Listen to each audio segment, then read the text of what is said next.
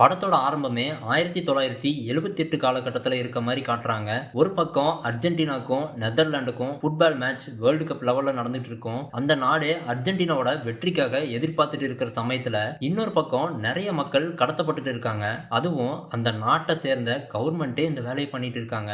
1978 காலகட்டத்தில நடந்த உண்மையான சம்பவங்கள வெறும் படமா மட்டும் காட்டாம, ஒரு சில நிமிஷத்திலேயே நம்மள ஒரு கொடூரமான நரகத்துக்குள்ள கொண்டு போற மாரி இருக்கும். எத்தன பேர் இந்த படத்த பார்த்திருப்பீங்கன்னு தெரியல. ஆனா பார்க்காதவங்களுக்கு இந்த படத்துல வர கொடூரமான காட்சிகள் உங்க மனச காயப்படுத்துற அளவுக்கு கஷ்டமா இருக்கும். அது மட்டும் இல்லாம இந்த கொடுமைக்கு நடுவுல நீங்க எதிர்பார்க்காத அமானுஷ்யங்களும், திகிலூட்டும் சம்பவங்களும் காத்துக்கிட்டு இருக்கு. அதனால ஒவ்வொரு காட்சிகளையும் மிஸ் பண்ணாம பாருங்க. அப்படியே மிஸ்டர் திரை ரசிகன் சேனல சப்ஸ்கிரைப் பண்ணிட்டு ஒரு லைக்க மட்டும் போட்டுருங்க. வாங்க வீடியோக்குள்ள போயிடலாம். பார்க்கறதுக்கே ஹிட்லர் மாரி இருக்கான்ல, இவன் பேரு மோரோ. இவன் கூட 3 பேரு கார்ட்ஸ் விளையாடிட்டு இருப்பாங்க. அதுல குண்டா இருக்கவன் பேரு கரான்ச்சோ, மொட்டை தலையா இருக்கவன அசிஸ்டன்ட்னு சொல்லிக்கலாம். ஒரு சர்ச் ஃபாதரும் பக்கத்திலே உட்கார்ந்திருக்காரு. கூடவே முகம் தெரியாத ஒரு ஆளும் இருக்கான். இதுல அசிஸ்டன்ட்டும் கரான்ச்சோவும் ஒரு டீமா இருப்பாங்க. மோரோவும் அந்த முகம் தெரியாத ஆளும் ஒரு டீமா இருப்பாங்க. ஆட்டம் முடியிற கண்டிஷன்ல அந்த முகம் தெரியாத ஆளு விளையாட தெரியலையா என்னன்னு தெரியல. கார்ட்ஸ கமுத்தி வச்சுட்டான். சீட்டாட்டத்துல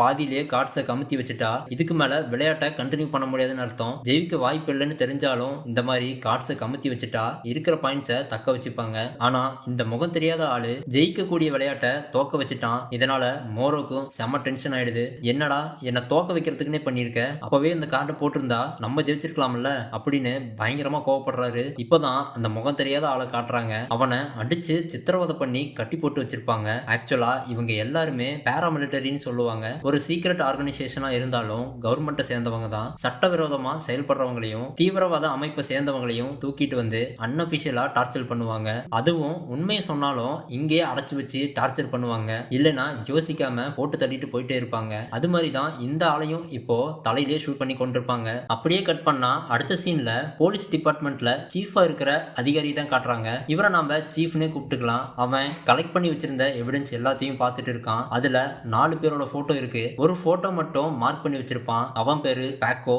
இப்போ பேக்கோவை தான் விசாரிக்க போறான். அவனுக்கு குடிக்க தண்ணி எல்லாம் கொடுத்துட்டு அவன் ஃபேமிலியோட டீடைல்ஸ் எல்லாத்தையும் மொத்தமா கலெக்ட் பண்ணி வச்சுட்டு ஒவ்வொருத்தரோட பேரையும் அவங்க என்ன வேலை செய்றாங்க அப்படின்றதையும் படிச்சு காமிச்சிட்டு இருப்பான். படிச்சு காமிச்சிட்டு இருக்கும்போதே பேக்கோவும் ப்ளீஸ் என்னோட குடும்பத்தை ஒன்றும் பண்ணிடாதீங்க அப்படின்னு கெஞ்ச ஆரம்பிக்கிறான். இப்போ சீஃபும் பக்கத்துல வந்து சரி அவங்களுக்கு ஒன்றும் ஆகக்கூடாதுன்னா உண்மையை சொல்லு, நீ எந்த குரூப்பை சேர்ந்தவன், உன்னோட குரூப்ல எத்தனை பேர் இருக்காங்க, எங்கெல்லாம் ஒளிஞ்சிட்டு இருப்பாங்க, எல்லாத்தையும் சொல்லிட்டீனா நீ இங்கிருந்து உயிரோட போலாம் அப்படின்னு சொல்றாரு. ஐயோ சார் சத்தியமா எனக்கு ஒன்றும் தெரியாது, நீங்க வேற யாரையும் நினைச்சிட்டு என்ன தூக்கிட்டு வந்துட்டீங்க, தயவு செஞ்சு விட்டுருங்கன்னு சொல்றான். இங்க பாரு பேக்கோ, நீ இப்போ எந்த மாதிரி இடத்துல இருக்க தெரியுமா, இன்னும் கொஞ்ச நேரத்துல மோரோன்னு ஒருத்தன் வருவான். அவன் தான் இந்த இடத்துலயே மோசமான கொடுமைக்காரன். நீ உண்மையை சொல்ற வரைக்கும் கட்டையால அடிச்சே உன்னோட எலும்பை உடைப்பான். அவனோட ஒவ்வொரு செயலும் மிருகத்தனமா இருக்கும். 800 வோல்டேஜ் பவர் சப்ளைய நீ தீஞ்சு போற அளவுக்கு ஷாக்கு வைப்பான். கடைசியா உன் கை விரல்ல இருக்கிற நகத்தை ஒன்னொன்னா புடுங்கி எடுக்கும்போது நீ தன்னால பேச ஆரம்பிச்சிடுவ. இந்த ட்ரீட்மெண்ட்லாம் வேணான்னு நினைச்சா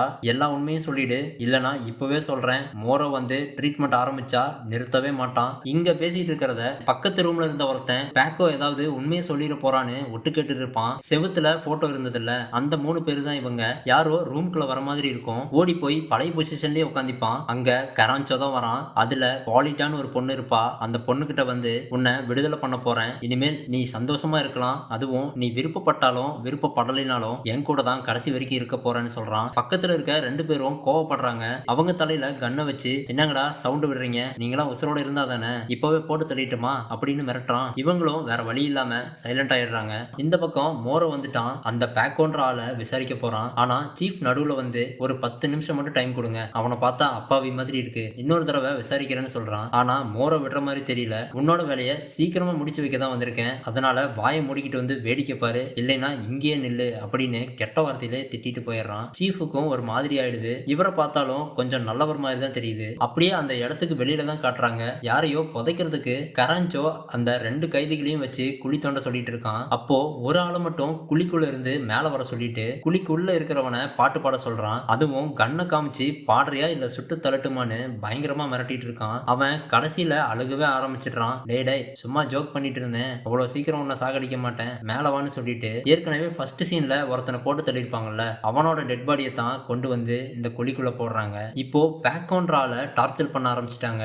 என்ன பண்ணாலும் உண்மையே சொல்ல மாட்டேங்கிறான். மாட்டேங்கிறான். அதனால அவனுக்கு ஹை வோல்டேஜ் கரண்ட்டை கொடுத்து சித்திரவதை பண்றாங்க. வேற வழி இல்லாம அவங்க குரூப்பை சேர்ந்த ஒரு லேடியோட பேரை மட்டும் சொல்லிடுறான். அப்பவும் மோரோ நம்பாம அவன் முகத்துல துணியை போட்டு தண்ணியை ஊத்தி மூச்சு திணற வைக்கிறாங்க. நீ பொய் சொல்றன்னு நல்லாவே தெரியுது, ஒழுங்கா உங்க குரூப்போட பேரும் எந்த அட்ரஸ்ல ஒளிஞ்சிட்டு இருக்காங்கன்னு கேக்குறான். இப்பவும் பேக்கோ உண்மையை சொல்ற மாதிரி தெரியல. உடனே அந்த ஃபாதர் இருக்கான்ல, அவன் மட்டும் பக்கத்துல வந்து நல்லவன் மாதிரி பேசுறான். இங்க பாரு பேக்கோ, நீ உண்மையை சொன்னா இப்படியே உன்னை போக விட்டுருவோம், இல்லனா உன்னோட முடிவை நல்லா யோசின்னு சொல்றாரு. பேக்கோ யோசிச்சுட்டு ஃபாதருக்கு மட்டும் கேட்கற மாதிரி சைலண்டா சொல்றான். அட்ரஸ் தெரிஞ்ச அடுத்த நிமிஷமே 3 பேரும் அங்கிருந்து கிளம்பிடுறாங்க. சீஃபும் பின்னாடியே தான் போயிருப்பான். அந்த இடத்த காமிச்சு கொடுத்த உடனே பேக்கோவை ஸ்பாட்லயே போட்டு தள்ளிடுறாங்க. அதை பார்த்த சீஃபும் ஷாக் ஆயிடுறான். இப்போ நேரா அந்த பில்டிங் குள்ள தான் போறாங்க. அந்த இடமே ரொம்ப சைலண்டா இருக்கு. அப்போ திடீர்னு பேஸ்மெண்ட் கீழே ஒரு பொண்ணோட அலறல் சத்தம் கேட்கும். அவங்க ஒளிஞ்சிருக்க இடத்த கண்டுபிடிச்சிடுறாங்க. அவங்கள பார்த்தா ஏதோ பிரேயர் பண்ணிட்டு இருக்க மாதிரி இருக்கும். ஒரு பிரெக்னன்ட் லேடிய சங்கிலியால கட்டி போட்டு வச்சிருப்பாங்க. அந்த ஃபாதரும் டேபிள் மேல ஏதோ துணியால மூடி வச்சிருப்பாங்க. அதையும் எடுத்து பேக்ல போட்டுக்கிட்டு அந்த சங்கிலிய ஒரு டவுட்டா பார்த்துக்கிட்டு கிளம்பிடுறான். எல்லாத்தையும் கடத்தி அவங்க இடத்துக்கு கூட்டிட்டு வந்துடுறாங்க. அப்போ மோரோ பாலின்ற பொண்ணை பக்கத்திலேயே நிக்க வச்சிட்டு இருப்பான். கராஞ்சாவும் பார்த்துட்டு அவளை எதுக்கு இங்க கூட்டிட்டு வந்திருக்கேன்னு கேட்கறான். எல்லாம் நமக்கு வேலை செய்ய தான் நிக்க வச்சிருக்கேன், வா வந்து ட்ரிங்க்ஸை ஊத்தி கொடுன்னு சொல்லி வேலை வாங்கிட்டு இருக்கான். கராஞ்சாவுக்கும் கொஞ்சம் கடுப்பாகுது தான். ஏன்னா அந்த பொண்ணு மேல ஆல்ரெடி ஒரு கண்ணு வச்சிருப்பான்ல. சரி சரி, அவளை நான் ஒன்றும் பண்ண மாட்டேன், அப்போ உனக்கு மட்டும்தான், நமக்கு இப்போ கேம் தான் முக்கியம், மேட்சை பாருன்னு சொல்றான். கரெக்டா அர்ஜென்டினா ஃபுட்பால்ல வேர்ல்டு கப் அடிச்சிட்டாங்க. 2 பேரும் பயங்கர ஹாப்பியா துள்ளி குதிச்சுட்டு இருக்கும் போது டேபிள் மேல இருந்த சாவி கொத்தை அவங்களுக்கு தெரியாம எடுத்து வச்சுக்கிறா. இப்படியே போயிட்டு இருக்க இந்த பக்கம் அந்த பிரெக்னண்டான பொண்ணை சேஃபா இன்னொரு ரூம்குள்ள கட்டி போட்டு வச்சிருப்பாரு. சீஃபும் பக்கத்துல வந்து நான் உன்னை ஒன்னும் பண்ண போறதில்ல அப்படின்னு கட்டெல்லாம் அவுத்து விட்டு தண்ணி கொடுக்குறான். அவளுக்கு ட்ரீட்மெண்ட் பார்க்க டாக்டர் வர சொல்லிருப்பான் போல. அந்த டாக்டரும் செக் பண்ண வந்துடுறாரு. அப்படியே சீனை கட் பண்ணா புதுசா தூக்கிட்டு வந்த 3 பேரையும் காட்டுறாங்க. அவங்கள கட்டி தொங்க விட்டு மோரோ விசாரிக்கிறான். சொல்லு, இன்னும் எவ்வளவு பேர் உங்க குரூப்ல இருக்காங்க, உண்மையை சொல்லிட்டீனா அப்படியே உயிரோட விட்டுருவேன், இல்லனா பல கொடுமைகளை நீ சந்திக்க வேண்டியது இருக்குன்னு சொல்றான். அப்பவும் அவன் கொஞ்சம் கூட பயப்படுற மாதிரி தெரியல. பதிலே சொல்லாம நின்னுட்டு இருப்பான். ஓ, உனக்கு அவ்வளவு தைரியமா? இவனுக்கு ட்ரீட்மெண்ட் பண்ணாதான் உண்மையை சொல்லுவான், டார்ச்சர் ரூமுக்கு தூக்கிட்டு வாங்கன்னு சொல்றான். அப்படியே அடுத்த சீனுக்கு போகுது. அந்த டாக்டரும் பிரெக்னன்ட் லேடியை செக் பண்ணிட்டு இன்னைக்கு ராத்திரியே அவளுக்கு டெலிவரி ஆக வாய்ப்பு இருக்குன்னு சொல்றாரு. அதுக்கு சீஃபும் ஐயோ இந்த நிலைமையில அதுவும் இந்த இடத்துல நடக்கவே கூடாது, நீங்க தான் டாக்டர் எனக்கு ஹெல்ப் பண்ணுன்னு கேட்கறான். என்னது, நான் ஹெல்ப் பண்ணுமா? என்ன விடிய விடிய இங்கே இருந்து இவளை பாத்துக்க சொல்றியா? அப்படி இல்ல டாக்டர், இங்க பாருங்க, ஊரே வேர்ல்டு கப் வின் பண்ணதுனால செலிப்ரேட் பண்ணிட்டு இருக்காங்க, உங்களை விட்டா எனக்கு வேற யாரை தெரியும் சொல்லுங்க அப்படின்னு கேட்கறான். அதைத்தான்ப்பா நானும் சொல்றேன், என் ஃபேமிலியோட செலிப்ரேட் பண்ணாம பாதியிலே வந்திருக்கேன். அது மட்டும் இல்ல, இவ்வளவு மாதிரி நிறைய பேஷன்ஸ் என் பொறுப்புல இருக்காங்க, எல்லாத்தையும் விட்டுட்டு வர முடியாது, உனக்கு வேணா அக்கறை இருந்தா நீயே அவளை பாத்துக்கோன்னு அந்த லேடியை பார்த்து ஏளரமா சொல்லிட்டு போயிடுறாரு. இன்னொரு பக்கம் கராஞ்சோ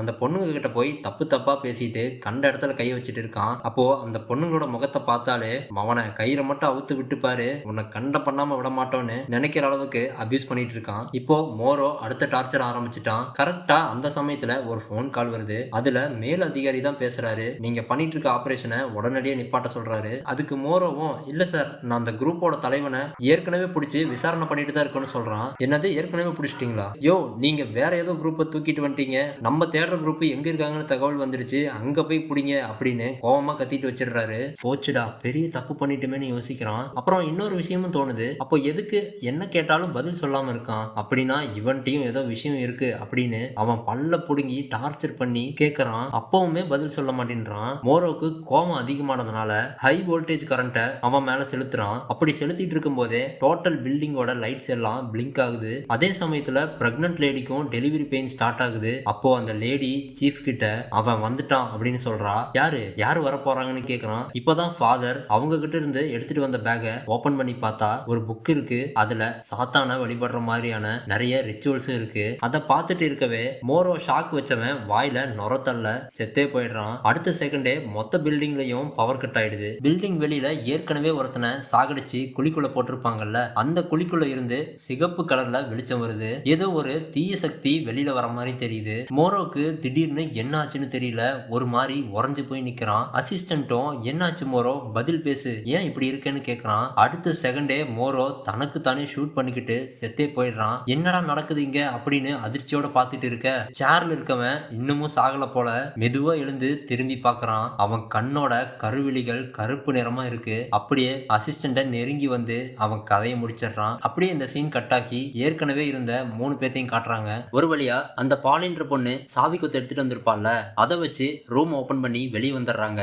வந்து பார்த்தா மொத்த பில்டிங்கும் இருட்டா இருக்கும். கரெக்டா இன்னொரு போலீஸும் உள்ள வரத பார்த்துட்டு ஓடி போய் ஒளிஞ்சுக்கிறாங்க. என்னடா பில்டிங்கே இவ்வளவு சைலண்டா இருக்கு, கரஞ்சோ நீ எங்க இருக்க, நீ எங்க இருக்க அப்படின்னு கூப்பிட்டுட்டே போனா கரஞ்சோ ரூமுக்குள்ள ஏதோ முனகிற மாதிரி சத்தம் கேட்கும். கதவை ஓபன் பண்ணி டார்ச் அடிச்சு பார்த்தா அந்த ரெண்டு பொண்ணுங்களும் சேர்ந்து கரஞ்சோவை போட்டு தள்ளிட்டாங்க போல.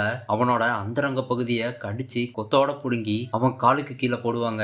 என்ன கருமண்டா இது அப்படின்னு பாக்குறான். அந்த ரெண்டு பொண்ணுங்களும் பார்க்கவே அரக்கத்தனமா ஜோம்பி மாதிரி இருக்காங்க. கண்ணு மிக்கிற நேரத்துல அந்த போலீஸையும் கடிச்சு கொதறி சாகடிச்சிடுறாங்க. இன்னொரு பக்கம் ஃபாதர் ஒவ்வொரு ரூமா பார்த்துட்டு போயிட்டு இருக்கும்போது ஒரு மாதா சிலையை பார்க்கறான். அப்படியே பின்னாடி பார்த்தா இயேசுவோட சிலை மட்டும் காணாம போயிருக்கும். இந்த சிலை எப்படி காணாம போயிருக்கும் அப்படின்னு தேடிட்டு இருக்கும் போது பின்னாடி ஒரு உருவம் தலைகீழா நடந்து போகுது. சத்தம் கேட்டு மெதுவா திரும்பி பார்த்தா இன்னொரு உயரமான உருவம் நடந்து போயிட்டு இருக்குது. பேசாம விட்டுருந்தா அது பாட்டிக்கு போயிருக்கும் போல. யாருடாது இங்க வான்னு கூப்பிட்டான். அதுவும் பக்கத்துல வந்துட்டு இருக்கு. டார்ச் அடிச்சு பார்த்த பிறகுதான் தெரியுது அது மனுஷனே இல்ல, கொடூரமான சாத்தான். அதுவும் இயேசு உருவத்திலே இருக்குது. அது கூடவே இன்னும் ஒரு சில சாத்தான்களை கூட்டிட்டு வந்துட்டு இருக்குது. ஃபாதரை பார்த்து கை காட்டினதும் அந்த மொத்த கூட்டமும் சேர்ந்து ஃபாதரையும் கடிச்சு கொதறி சாகடிச்சிருது. இப்படியே ஒவ்வொருத்தரா செத்துட்டே இருக்காங்க. அடுத்தது டாக்டரை தான் காட்டுறாங்க.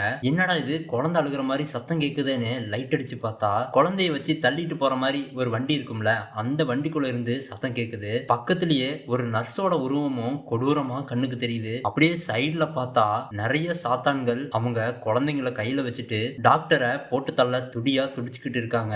இதையெல்லாம் டாக்டர் அரண்டு போய் பார்த்துக்கிட்டு இருக்கும்போது திடீர்னு அந்த நர்ஸ் உருவம் டாக்டர் பக்கத்துல வந்து அவரையும் கடிச்சு கொதறி கொடூரமா சாகடிச்சிருது. கெட்டவங்க எல்லாரும் செத்து போயிட்டாங்கன்னு நினைக்காதீங்க, மீதி இருக்கவங்களாவது தப்பிச்சு போயிருவாங்களா என்னன்னு தெரியல, பொறுத்திருந்து பாருங்க. இப்போ மீதி இருக்கிற 3 பேரை தான் காட்டுறாங்க.